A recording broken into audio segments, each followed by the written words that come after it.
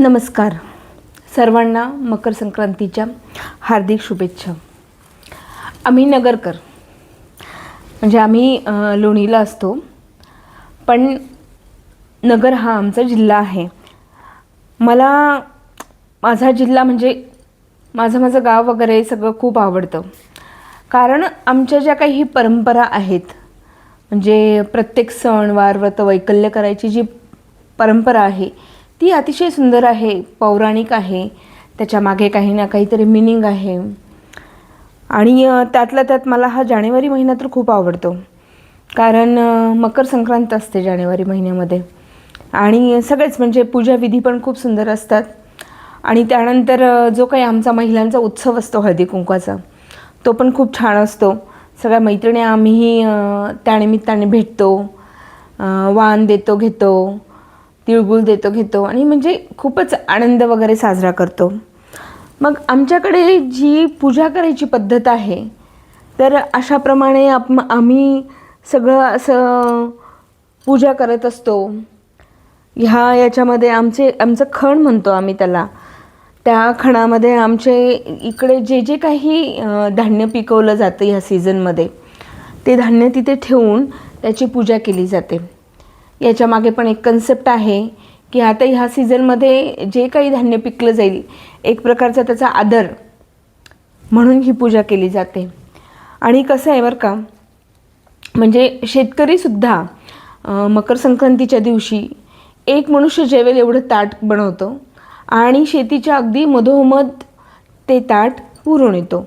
मग तो नैवेद्य शेतकरी सीतेमातेला देतो आणि रिक्वेस्ट करतो तिला म्हणतो की माते, मी तुला दिलं त्या पद्धतीने तू मला दे.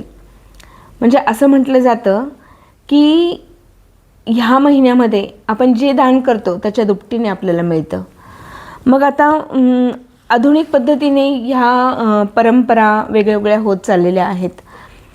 तर आता म्हणजे दानाचं महत्त्व बाजूलाच राहिलं, पण नटणं मुरडणं, त्यातल्या त्यात वाण देण्याचा पद्धती वेगळ्या झाल्या. आणि कोणीतरी कुठेतरी हॉटेलला वगैरे कुठेतरी वाण वगैरे देतात, तिथे ते हळदी कुंकवाचा प्रोग्राम करतात. तर ही चुकीची पद्धत आहे. म्हणजे खरोखर हळदी कुंकवाचा प्रोग्राम आपण आपल्या घरीच केला पाहिजे, आणि आपल्या घरीच सगळ्या मैत्रिणी आल्या पाहिजे. आणि आता वाण काय द्यावं त्याला पण फार महत्त्व आहे. त्या प्लास्टिकच्या वस्तू, आपल्याला प्लास्टिक निर्मूलन करायचं आहे, बट जास्त करून प्लास्टिकच्याच वस्तू दिल्या जातात, ते पण फार चुकीचं आहे. तर मी जेव्हा स्वामी समर्थांचं म्हणजे थोडंसं त्या मार्गामध्ये गेल्यानंतर मला हे सणवार व्रत वैकल्य पुस्तक मिळालं एका मैत्रिणीकडून.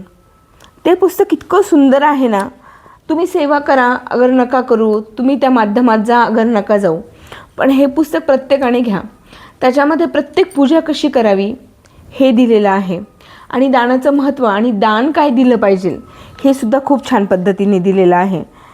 तर त्याच्यामध्ये त्यांनी सांगितलेलं आहे की दान तुम्ही द्याल ना, तर आपण असं प्लास्टिकच्या वस्तू वगैरे देण्यापेक्षा आपल्याला आपल्या गृहोपयोगी वस्तू दिल्या गेल्या पाहिजे. त्यातल्या त्यात ज्ञान दिलं गेलं पाहिजे, की जेणेकरून आपण जे पण देतो आहे की याच्यामध्ये वाढ झाली पाहिजे. त्याच्यानंतर केंद्राच्या पद्धतीने 5 अशा वनस्पती आहेत. भुईरिंगी, नंतर पांढरी जास्वंद, रुई, अशा 5 वनस्पती आहेत की त्या झाडांचं, त्या वनस्पतींचं दान तुम्ही द्या. थोडक्यात नाही काही तर अगरबत्ती पुड्या द्या. मी तर देताना असंच काहीतरी देते की जेणेकरून आपण जे काही दान देतो, आपण काही खूप मोठे आहोत असं नाही, पण आपल्या परीने जे काही आपण दिलं दान, त्याचा काहीतरी समोरच्या व्यक्तीला उपयोग झाला पाहिजे, त्या पद्धतीने आपण दान दिलं पाहिजे. अशा पद्धतीने संक्रांतीचा उत्सव हा साजरा गेला पाहिजे. तुम्हाला सांगू का, अजून ह्या बोळकेची खूप छान आठवण आहे. म्हणजे बघा, पूर्वीचं जे काही होतं ते अतिशय सुंदर होतं. आता ह्या बोळकेची आठवण अशी आहे की माझा मुलगा लहानपणी आजारी पडायचा, त्याला सर्दी खोकला व्हायचा, खूप साऱ्या टॅबलेट दवाखाना वगैरे आम्ही करायचो, पण त्याला काही बरं वाटायचं नाही. मग आमच्या सासूबाई मला नेहमी म्हणायच्या की अगं बोळकं कर, ते चुलीमध्ये टाक आणि त्याचं तू दूध वगैरे कर आणि दे पोराला. मी म्हणायची, शी काही पण सांगतात तुम्ही, किती खराब असतं ते, हे मातीचं असतं आणि कसं चुलीमध्ये पण किती खराब असतं ते शेण वगैरे, मी नाही करणार बाबा. ते एकदा माझ्या पश्चात त्यांनी ते केलं. त्यांनी ते बोळकं घेतलं, चुलीमध्ये टाकलं, त्यांनी ते लालबुंद केलं आणि लालबुंद केल्यानंतर त्याच्यामध्ये ओवा टाकल्या, हळद टाकली, ते काढून घेतल्यानंतर आणि त्याच्यानंतर दूध टाकलं आणि ते गाळून माझ्या मुलाला दिलं. लिटरली तुम्हाला सांगते की त्याला 2 दिवसात रिलीफ मिळाला. आता माझा मुलगा इंजिनियर आहे, जॉब करतो, पण अजूनसुद्धा सर्दी खोकला झाला तर तो मला विचारतो, आई बोळकं आहे का गं, ते कर ना, की मला त्याच्यानेच फरक पडतो. म्हणजे पूर्वीचं जे काही आपलं पारंपरिक गोष्टी चालत आलेल्या आहेत ना, तर त्या फार महत्त्वाच्या आहेत. त्या आपण समजून घ्यायला पाहिजे. आणि कधी काय होतं बरं का, आपण सोशल मीडियावर जातो आणि स्क्रोल करतो, पुढे जात असतो, ही व्हिडिओ नाही ती व्हिडिओ, ती व्हिडिओ नाही ती व्हिडिओ बघत असतो. काही वेळेला ना व्हिडिओ खूप मोठ्या होतात, पण काही वेळेला व्हिडिओ खूप गरजेच्या असतात. एखादी कुठली तरी गोष्ट आपल्याला खूप मनाला लागून जाते आणि त्याच्यातून आपण काहीतरी चांगलं निर्माण करायचा प्रयत्न करतो. तर इन्फॉर्मेटिव्ह कुणाच्या जरी व्हिडिओ असतील ना, तर त्या बघत जा. मी बऱ्याचदा कॉपी करून व्हिडिओ बनवत असते, म्हणजे कुणाचं तरी काहीतरी छान ऐकते आणि त्या व्हिडिओ बनवते आणि त्या टाकत असते. का तर कदाचित ते अवघड भाषेत असेल, मी सोप्या भाषेत करून टाकत असेल. म्हणून मग इन्फॉर्मेटिव्ह व्हिडिओ थोडंसं मन लावून ऐकत चला. आणि प्रत्येक सण मी तर आईला सांगत असते, बाई मी आधी येऊन जाते माहेरी, कारण मला जानेवारी महिन्यात जमणार नाही. हा जानेवारी महिना आमच्या सगळ्या महिलांसाठी खूप फेवरेट असतो, मी एक दिवससुद्धा फ्री नाही आहे.